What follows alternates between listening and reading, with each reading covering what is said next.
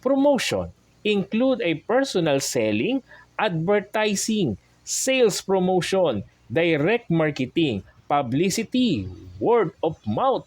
and may also include event marketing, exhibition, and trade show. Kasama sa promotion ang personal na pagbibenta, advertising, sales promotion, direktang marketing, publicity, word of mouth, at kasama din ang event marketing, exhibition, at trade show. Number 1, personal selling is a direct interpersonal communication process where a sales representative interacts with potential buyers to understand their needs, provide product information, address concerns, and ultimately persuade them to make a purchase. Ang personal na pagbebenta o personal selling ay isang direktang pakikipagtalastasan o pakikipag-usap sa pagitan ng isang kinatawan ng negosyante o kumpanya, ito yung tigapagbenta, at ng mga potensyal na mamimili upang unawain ang kanilang mga pangangailangan, magbigay ng impormasyon tungkol sa produkto o serbisyo, tugunan ang kanilang mga alalahanin at sa huli, makapanghikayat na bumili o tangkilikin ang kanilang mga produkto o serbisyo.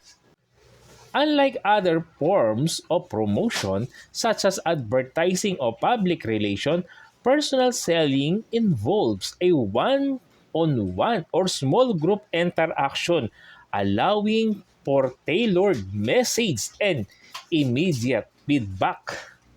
Ang kaibahan ng personal selling sa iba pang anyo ng promotion tulad ng advertising o relasyong pampubliko o yung public relation, ang personal na pagbibenta ay nakatuon o nakapokus sa paisa-isa o maliit na grupo na pakikipag-ugnayan na nagbibigay daan para sa mga pasadyang mensahe o personalized na kalagayan o kagustuhan, gayon din ang mga agaran o biglaang concern at feedback. Sales representative typically build relationship with customers, guiding them through the sales process, offering solution to their problems and negotiating terms. Karaniwang binubuo ng mga kinatawan ng mga tagapagbenta ang mga ugnayan sa mga customer patnubay na sila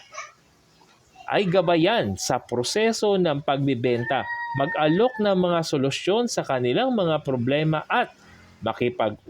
makipag-ugnayan tungkol sa mga kondisyon sa pagbili. This approach is especially effective for complex or high-value products and services where customized solution and relationship building are key to closing deals. Ang ganitong pamamaraan ay lalo pang epektibo para sa mga masasalimuot at komplikado o matataas na halaga ng produkto at serbisyo, kung saan mahalaga ang pasadyang solusyon o solusyon na naukol sa isang tiyak o tukoy na customer at pagbuo ng relasyon sa pagsasara ng mga deal o sales transaction.